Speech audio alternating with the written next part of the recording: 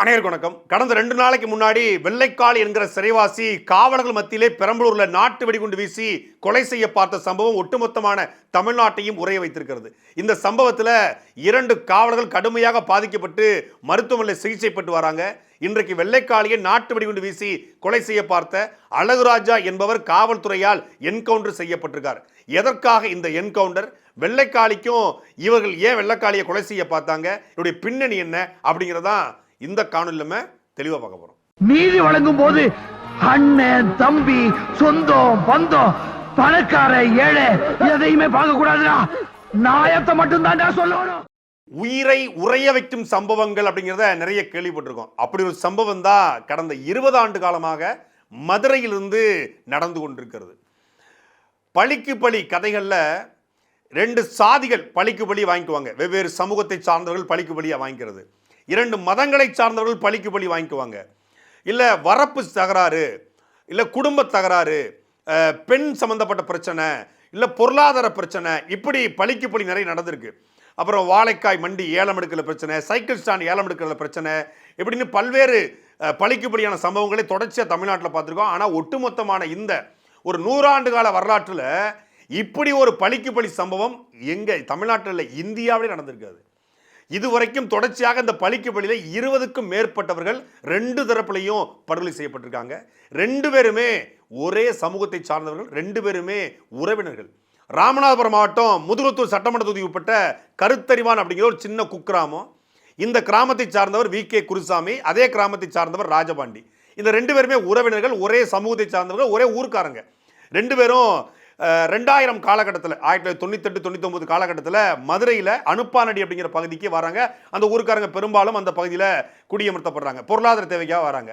அப்படி வந்தவங்க அரசியல் ஆர்வம் கொண்டு வி.கே. குருசாமி அவர்கள் வந்து திமுகவிலையும், ராஜபாண்டி அவர்கள் அதிமுகவிலையும் பொறுப்பாளர் வராங்க. 2 பேருமே திமுக ஆட்சியில் அவர் சேர்மனாக இருக்காரு, அதிமுக ஆட்சியில் இவர் சேர்மனாக இருக்காரு.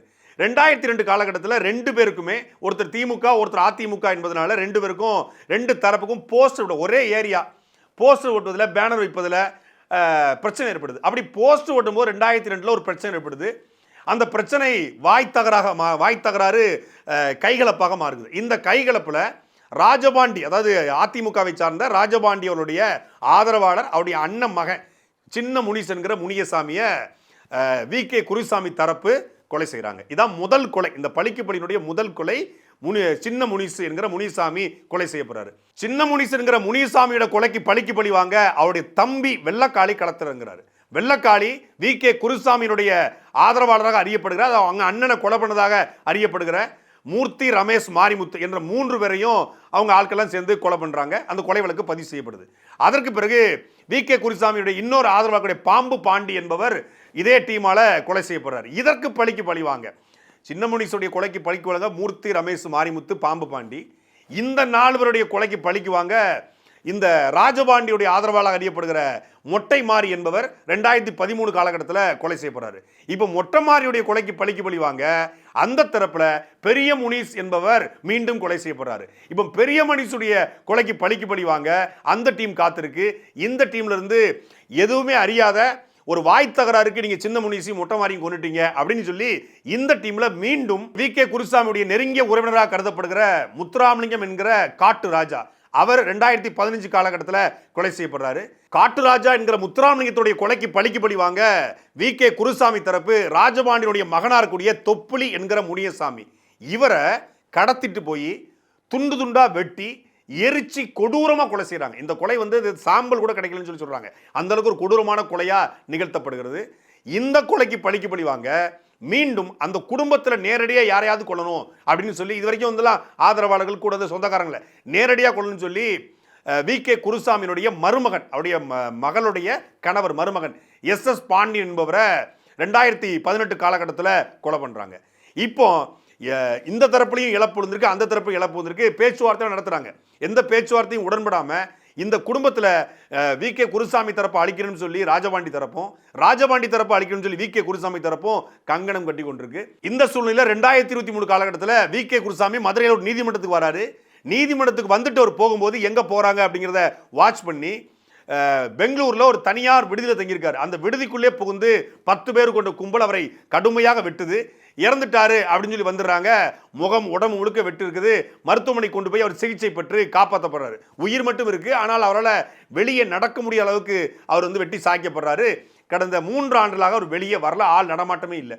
இந்த சூழ்நிலையில் அவருடைய சகோதரி மகன் கிளாமர் காலி என்பவர் கடந்த ஒரு 1.5 ஆண்டுகளுக்கு முன்பு இதே மதுரையில் மீண்டும் கொலை செய்யப்படுறார். இதுவும் பழிக்கு பழி வாங்கும் நடவடிக்கை என்று காவல்துறை வட்டாரங்கள் தெரிவிக்கிறது. இப்படி தொடர்ச்சியாக நடந்த கொலைகளுடைய தொடர்ச்சியில் தான் இந்த பெரம்பலூர் சம்பவம் நடந்திருக்கிறது. 2002 சின்ன முனீஸ் என்கிற முனியசாமியுடைய கொலை வழக்கில் தொடங்கிய இந்த பழிக்கு பழி கடைசியாக கிளாமர் காலியை இந்த ராஜபாண்டி தரப்பு கொன்றதாக சொல்லப்படுகிறது.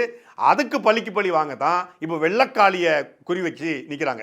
ஒரு பக்கம் ராஜபாண்டி உயிரிழந்துட்டாரு, இன்னொரு பக்கம் வி.கே. குருசாமி வீட்டை விட்டு வெளியே வர முடியல. இந்த குடும்பம் 2 குடும்பத்திலுமே பல்வேறு உயிர்கள் போயிருச்சு. 2 பேரும் ஒரே உறவினர்கள், ஒரே சமூகத்துக்காரங்க, ஒரே ஊருக்காரங்க. ஆனாலும் பழிக்கு பழியில இப்பொழுது பெரம்பலூரை குறி வச்சு கடந்த 23ஆம் தேதி புதுக்கோட்டை நீதிமன்றத்துக்கு புழல் செல்லக்கூடிய ஒரு வழக்கில் அவர் வந்து ஆயுள் தண்டனையாக இருக்கார். பல்வேறு கிட்டத்தட்ட 9 கொலை வழக்குகள், 8 கொலை முயற்சி வழக்குகள் வெள்ளக்காளி மேலே பதிவு செய்யப்பட்டிருக்கிறது. ஒரு வழக்கில் அவர் ஆயுள் தண்டனை சிறைவாசியாக புழல் ஜெயிலில் இருக்கார். இன்னொரு வழக்கில் ஆஜர்படுத்துவதற்காக புதுக்கோட்டை நீதிமன்றத்திற்கு ஆயுதப்படை காவலர்கள், ஒரு எஸ்ஐ, 3 காவலர்கள் உட்பட 4 பேர் அவரை அழைச்சிட்டு புதுக்கோட்டைக்கு போகிறாங்க. புதுக்கோட்டையில் நீதிமன்றத்தில் லேட் ஆயிடுது, தாமதமானதுனால புதுக்கோட்டை தங்க வைக்க முடியாமல் திண்டுக்கல் கிளைச்சில் அவர் தங்க வச்சுட்டு பொதுவாக இந்த மாதிரி வெளியே எடுத்துகிட்டு போகிறாங்க அப்படின்னா ஆல்ட்டுன்னு சொல்லுவாங்க. வெளியே எடுத்துகிட்டு போய் இப்போ சிறைப்படத்தில் கூட பார்த்துருப்போம். அப்போ வெளியே காவலர்கள் புழல் சிறந்து அழைச்சிட்டு போகிறாங்கன்னா திருச்சி கோர்ட்டுக்கு கொண்டு போனோம்னா முதல் நாள் இரவே திருச்சி சிறையில் கொண்டு தங்க வச்சுருவாங்க. மறுநாள் காலையில் இப்போ திருச்சி சிறையிலேருந்து அவங்களை எடுத்து நீதிமன்றத்தில் ஆஜர்படுத்திட்டு அன்றைக்கி இரவு திரும்ப முடியாது, திருப்பி திருச்சி சிறையில் வச்சுருவாங்க. திருப்பி மறுநாள் காலை எடுத்துகிட்டு பகலில் தான் ட்ராவல் பண்ணி இரவு ட்ராவல் பண்ணால் கைதிகள் உயிருக்கு ஆபத்து, இல்லை அவங்க தப்பிச்சிடக்கூடாது, பல்வேறு காரணங்களுக்காக இரவு பயணத்தை தவிர்ப்பாங்க. அப்படி புதுக்கோட்டையில் அன்றைக்கி மாலை ஆனதுனால இரவு பயணம் வேண்டாம், ஏன்னா சென்சிட்டிவான சிறைவாசி குற்றவாளி அப்படிங்கிறதுனால இவரை வந்து இரவு பயணம் பண்ணக்கூடாது அப்படின்னு திண்டுக்கல் சிறையில் வைக்கிறாங்க. திண்டுக்கல்லேருந்து காலையில் அதிகாலையில் அவரை எடுத்துகிட்டு அங்கேருந்து கிளம்பி பெரம்பலூரில் மதிய உணவை முடிச்சிடலாம் அப்படிங்கிற கணக்கு பண்ணி பெரம்பலூர் திருமாந்துறை அப்படிங்கிற இடத்துல ஒரு சுங்கச்சாவடி பக்கத்தில் ஒரு உணவகத்தில் அவங்க சாப்பிட போயிருக்காங்க. சரியாக ஒரு 1:45 மதியம் பட்ட பகலில் காவல்துறை காவலர்கள் இருக்காங்க, உள்ளே போகிறாரு. கிட்டத்தட்ட 15 பேருக்கு மேலே வாகனங்களில் வந்திருக்காங்க. வந்த உடனே நேரடி எடுத்து வெடிகுண்டை வீசியிருக்காங்க. ஒரு வெடிகுண்டு வெடித்து 2 காவலர்கள் வந்து இப்படி செதறி கிடக்குறாங்க. டக்குன்னு சுதாரித்து கொண்ட எஸ்ஐ என்ன பண்ணுறாரு, கையில் வச்சிருந்த துப்பாக்கி எடுத்து அவர் அடிக்கிறாரு. துப்பாக்கி எடுத்து அடித்த உடனே அந்த டீம் வந்து 2 குண்டை வீசிட்டு கலைஞ்சிருது. வெள்ளக்காளி காப்பாற்றப்படுறாரு. வெள்ளக்காளி காப்பாற்றப்படுறாரு. ஆனால் அங்கே 2 காவலர்கள் கடுமையான பாதிப்பு உள்ளாயிருக்காங்க. அதில் ஒரு காவலர் விக்னேஸ்வரன், திருநெல்வேலி தென்காசி மாவட்டம் புளியங்குடியை சார்ந்தவர். அவருடைய காலில் எலும்பு மட்டும்தான் இருந்திருக்கு, சதைகளே இல்லை. இந்த கொத்துக்கறி போட்டால் எப்படி இருக்கும் அது மாதிரி இந்த தொடைக்கு கீழே, அதாவது முட்டிக்கு கீழே முழுக்க முழுக்க கொத்துக்கறி போட்ட மாதிரி சதை பிஞ்சிருச்சு. இவரை பெரம்பலூர் ஜிஹெச் கொண்டு போகிறாங்க. அதே போல் மதுரை மாவட்டத்தை சார்ந்த மருதுபாண்டி என்கிற ஒரு காவலர், 2 பேருமே கிரேடு 1 10 ஆண்டுகள் அதாவது முதல்நிலை காவலர்னு சொல்லுவாங்க, கிரேடு 1 காவலர்கள். அவருக்கும் கையில் அடி. 2 பேருமே கடுமையாக பாதிக்கப்பட்டிருக்காங்க. யாரை கொலை பண்ண வந்தாங்களோ அவருக்கு ஒன்றும் ஆகலை, ஆனால் அவரை காப்பாற்றியது யாரு? காவலர்கள். இந்த காவலர்கள் இல்லைன்னா, இந்த எஸ்ஐ இல்லைன்னா இன்னும் 2 குண்டை வீசியிருப்பாங்க. வெள்ளக்காளி அந்த இடத்துல படுகொலை செய்யப்பட்டிருப்பாரு. இப்போ வெள்ளக்காளி மேலே 8 கொலை வழக்கு இருக்கு, 9 கொலை முயற்சி வழக்கு இருக்கு. யாரோ வந்து கொண்டுட்டு போட்டோம் அப்படின்னு இந்த காவலர்கள் ஒதுங்கி இருந்தா அங்கே கொலை பண்ணியிருக்கோம். ஆனால் ஆயுதப்படை காவலர்கள் உண்மையான ரியல் ஹீரோக்கள் என்பதை அங்கே நிரூபிச்சிருக்காங்க. இன்னைக்கு வந்து எத்தனையோ போலீஸ் அதிகாரிகளை பாராட்டுறோம், எத்தனையோ காவல்துறை உயர் அதிகாரிகளை பாராட்டுறோம், அவங்களுடைய சாதனைகளை பாராட்டுறாங்க. ஆனால் உண்மையிலேயே இந்த இடத்துல அவர் கொலை குற்றவாளியாக இருக்கலாம், கொடும் குற்றவாளியாக இருக்கலாம், அவர் மேலே கொலை வழக்கு இருக்கலாம், அதெல்லாம் பிரச்சனை இல்லை. சிறையிலிருந்து ஒருத்தரை எடுக்கும்போது அவங்கள பொறுத்தளவுக்கு அவர் சிறைவாசி. அவர் குற்றம் செஞ்சிருக்காரா குற்றம் செய்யலையா என்பதை நீதிமன்றம் தான் பார்த்துக்கணும். அந்த சிறையிலிருந்து நீதிமன்றத்தில் நிறுத்தி நீதிமன்றத்திலிருந்து சிறைக்குள்ள கொண்டு போய் விடுறது வரைக்கும் மொத்த பொறுப்பும் யாருடையதுன்னா ஆயுதப்படை காவலர்களுடையது. எஸ்கார்ட் எடுக்கிறது அவங்கள பொறுத்தவரைக்கும் பாதுகாப்பு. அப்போ அந்த பாதுகாப்பை முழு மூச்சா பண்ணியிருக்காங்க. அந்த பணியில் இருந்த ஆயுதப்படை காவலர் அத்தனை பேருக்குமே நம்முடைய ராயல் சல்யூட். குற்றவாளி தான். ஆனாலும் அந்த இடத்துல அந்த உயிர் போயிடக்கூடாது, அவங்களை காக்க என் உயிரை கூட கொடுப்பேன்னு சொல்லி அந்த 2 பேர் விக்னேஸ்வரன், மருதுபாண்டி 2 பேரும் கடுமையாக பாதிக்கப்பட்டிருக்காங்க. இது அது இல்லை மேட்ருங்க. 2 பேரையும் பெரம்பலூர் கொண்டு போயிடுறாங்க. மருதுபாண்டிக்கு சிறு காயங்கள் கையில், இந்த விக்னேஸ்வரனுக்கு கால் செதஞ்சிருச்சு. 1.5 மணி நேரமாக பெரம்பலூர் ஜிஹெச்சில் எந்த விதமான ட்ரீட்மெண்ட்டும் கொடுக்கப்படலை. வெறும் ட்ரிப்ஸ் மட்டும் தான் போயிருக்காங்க. பிளட்டு வந்து ரத்தம் ஓடிக்கிட்டு இருக்கு. வெறும் ட்ரிப்ஸ் மட்டும் பதபரப்பாயிடுச்சு. அதற்கப்புறம் அப்பல்லோ மருத்துவமனை கொண்டு போயிருக்காங்க. அப்பல்லோ மருத்துவமனையில் கடந்த 24ஆம் தேதி மாலையிலிருந்து 25, 26 இந்த 2 நாட்கள் அவருக்கு முழுமையான சிகிச்சை கொடுத்து, நேற்று காலையில் தான் அவருக்கு ஒரு அறுவை சிகிச்சை பண்ணி தொடையிலிருந்து வெட்டி சதை எடுத்து அங்கே வச்சு, தொடையிலிருந்து வெட்டி ஸ்கின் எடுத்து அங்கே வச்சு ஒரு பிளாஸ்டிக் சர்ஜரி மாதிரி பண்ணியிருக்காங்க. இந்த சதை, இந்த தொடையிலிருந்து வெட்டி எடுக்கப்பட்ட சதை இந்த எலும்போடு ஒட்டி கொள்ளுமா ஒட்டி கொள்ளாதங்களை உறுதிப்படுத்த முடியாது. செல்லு ஒருவேளை செத்து போச்சுன்னா அது அந்த சதை அழுகி போகிறதுக்கும் வாய்ப்பு இருக்குது. அழுகி போச்சுன்னா காலை வெற்ற நிலைமை கூட தள்ளப்படலாம்.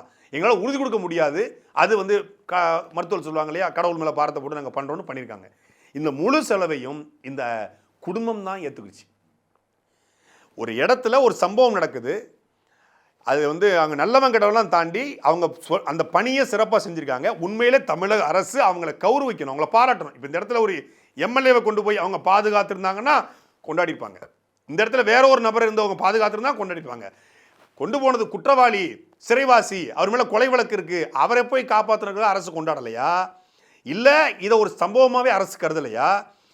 ஒரு ஆண் டூட்டியில் பட்டப்பகல் 1:30 மணிக்கு காவலர்களை, அதாவது அவன் வந்து வெள்ளக்காளியை குறி வச்சதை விட அங்கே காவலர்கள் இருக்காங்க, அவங்களுக்கும் உயிர் இருக்குல்ல, அவங்களுக்கு குடும்பத்தார் இருக்குல்ல, விக்னேஸ்வருக்கு 2 பிள்ளை இருக்குல்ல, மருதுபாண்டிக்கு பிள்ளை இருக்குல்ல, அந்த எஸ்ஐக்கு பிள்ளை இருக்குல்ல. எஸ்ஐ துணிகரமாக செயல்பட்டு துப்பாக்கி எடுத்து சுட போய் தான் சம்பவம். இல்லைன்னா ஒட்டுமொத்தமான போலீஸ், 4 போலீஸ், ஹோட்டல் ஓனரு, அங்கே இருக்க சர்வெண்ட், வெள்ளக்காளி எல்லாரும் செத்துருப்பாங்க. 10 பேர் குறைஞ்சபட்சம் அந்த இடத்துல படுகொலை செய்யப்பட்டிருப்பாங்க. இந்த 10 பேர் படுகொலை செஞ்சிருந்தா அரசு இப்படி தான் மௌனமாக இருக்குமா, அமைதியாக இருக்குமா?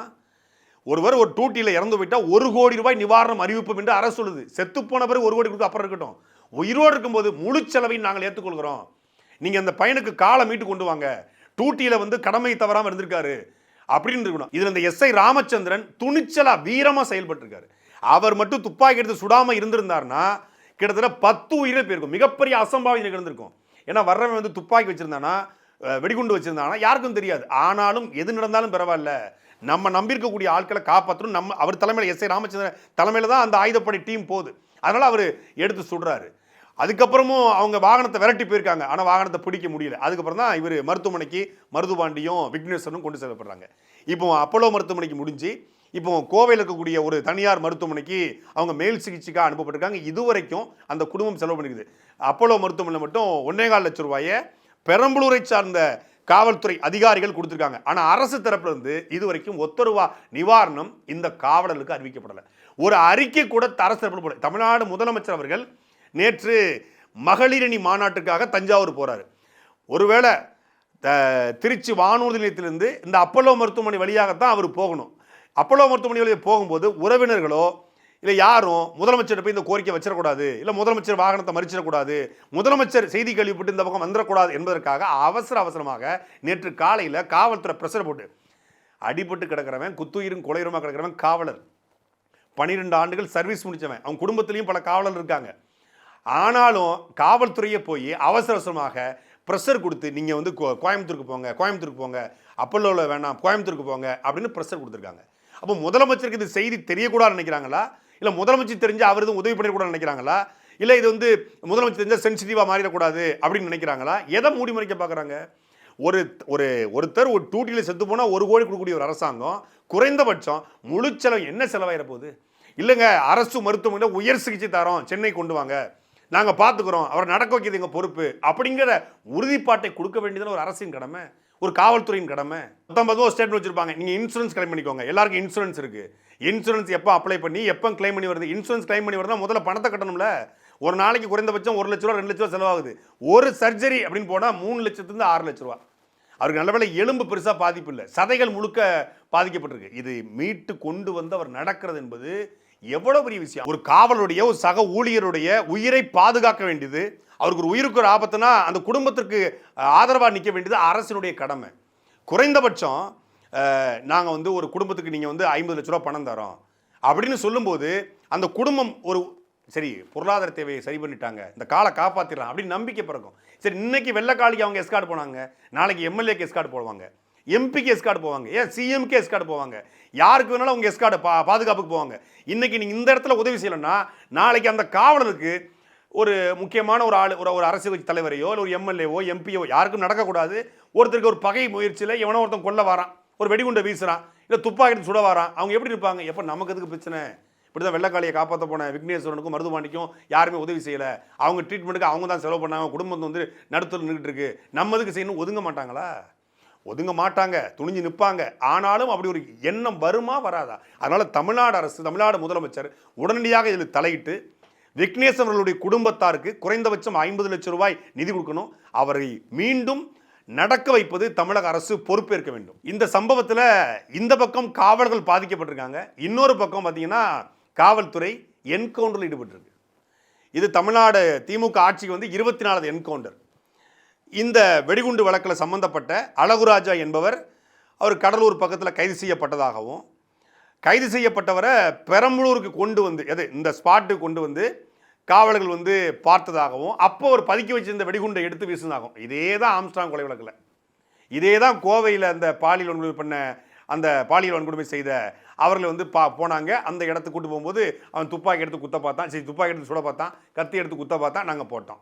ஆம்ஸ்ட்ராங் கொலை வழக்கில் இப்படி தான் வந்து நாங்கள் கூட்டு போய் அவர் பதுங்கியிருந்த இடத்துக்கு கூட்டு போனோம், அவர் வந்து துப்பாக்கி எடுத்து சுட பார்த்தாரு, நாங்கள் சுட்டோம். அதே மாதிரி இப்போ இங்கே வெடிகுண்டு, அங்கே துப்பாக்கி, இங்கே வெடிகுண்டை வந்து அவர் பதுங்கி வச்ச இடத்துக்கு நாங்கள் போனோம், வெடிகுண்டு எடுத்து வீச பார்த்தாரு, அப்போ வந்து எஸ்ஐ எடுத்து துப்பாக்கியால் சுட்டார், எஸ்ஐக்கு ஒரு கத்தி குத்து விழுந்துச்சு, எஸ்ஐ பெரம்பலூர் ஜிஹெச்சில் இருக்கார், அவர் இறந்து போயிட்டார். எதுக்கு நீதிமன்றம்? எதுக்கு சிறை இருக்குது? அழகுராஜா வந்து வெடிகுண்டு வீசிக்காருன்னா வெடிகுண்டு வழக்கு போட்டு அழகுராஜாக்கான தண்டனையை உடனடியாக வாங்கி தருவது அரசினுடைய கடமை, காவல்துறையின் வேலை. 2015 காலகட்டத்தில் உடுமலைப்பேட்டையில் ஒரு கொலை நடக்கு, தமிழ்நாட்டை உலுக்கி போட்ட கொலை, உடுமலைப்பேட்டை சங்கர் கொலை வழக்கு, ஆணவ படுகொலை. அந்த கொலை வழக்குக்கான குற்றப்பத்திரிகையை ஆங்கிலத்தில் மாற்றுறதுக்கு 1.5 வருஷம் கேட்டிருக்கு காவல்துறை. சாத்தான்குளம் வழக்கில் 2 பேரில் கொடுமையாக கொலை செய்யப்பட்ட வழக்கில் உச்சநீதிமன்றத்தில் போய் ஜாமீனில் வராரு ஸ்ரீதர். இந்த பக்கம் பார்த்தா ஹாசினிங்கிற குழந்தையை கொன்ன ஒரு கொடூரன் தர்ஷனு உச்சநீதிமன்றத்தில் போய் ஜாமீனில் வருகிறார். ஏன்னா அரசியல் சாட்சி இல்லை, ஆதாரங்கள் இல்லை. அப்போ உங்களுக்கு வந்து கையாளாகாமல் போயிடுச்சா? சாட்சி ஆதாரங்கள் சேகரிக்க முடியாமல் என்கவுண்டர் மட்டும்தான் ஒரு குற்றத்திற்கான தண்டனை என்பது எப்படி சரியாக இருக்கும்? இப்போ அழகுராஜா தான் வெடிகுண்டை வீசினார்னு யாருக்கு தெரியும்? ஏதாவது எவிடன்ஸ் சிக்கிச்சா? அது அழகுராஜா வெடிகுண்டை வீசினார்னா சிசிடிவி ஃபுட்டேஜ் ஆதாரங்கள் எல்லாம் சேர்க்கப்பட்டு அவர் மீது குற்றப்பத்திரிகை தாக்கல் செய்யப்பட்டு நீதிமன்றத்தில் நேர் நிறுத்தி வாத பிரதிவாதங்களை வச்சு நீதிமன்றத்தில் அவருக்கு கடுமையான தண்டனைகளை வாங்கி கொடுக்க வேண்டியது அரசின் காவல்துறையின் கடமை. 2 நாளில் முடிவுக்கு வந்து ஒரு குற்றவாளி தான் இவர் தான் அப்படின்னு என்கவுண்டர் பண்ணிட்டா எதற்காக சட்டம், எதுக்காக நீதிமன்றம்? ஒரு சாதாரண போஸ்டர் பிரச்சனை எங்கே வந்து நிற்குது? என்கவுண்டரில் வந்து நிற்குது. கிட்டத்தட்ட 20 உயிர்கள் பலியாக இருக்குது. ஒரு தலைமுறை மாறிச்சு. 2002 எங்கே இருக்குது, 2026 எங்கே இருக்குது? ஒரு தலைமுறை மாறியும் இன்னைக்கு வரைக்கும் பழிக்கு பழி வாங்கக்கூடிய அந்த நடவடிக்கை 2 தரப்புலையும் தொடர்ந்து கொண்டிருக்கிறது. 2 குடும்பமும் நிம்மதியாக இருக்குமா? இருக்காது. எல்லா குடும்பத்துக்கும் வழிதான். அவன் குற்றவாளியா, அவன் நல்லவனா, அவன் கொலகாரன் தாண்டி எல்லாத்துக்கும் ஒரு பெண் இருப்பாங்க, அவருக்கு ஒரு குழந்தைகள் இருக்கும். அந்த குழந்தைக்கும் இந்த வாழ்க்கைக்கும் சம்பந்தமே இருக்காது. எல்லாருடைய வாழ்க்கையும் செதஞ்சு போய் வெள்ளக்காரனை ஆயுதம் எடுத்து விரட்டிய ஒரு சமூகம் இப்போ சொந்தக்காரனை ஆயுதம் எடுத்து வெட்டி வீழ்ந்து கொண்டிருக்கிறது. சாட்டை எடுத்து நாட்டை திருத்து,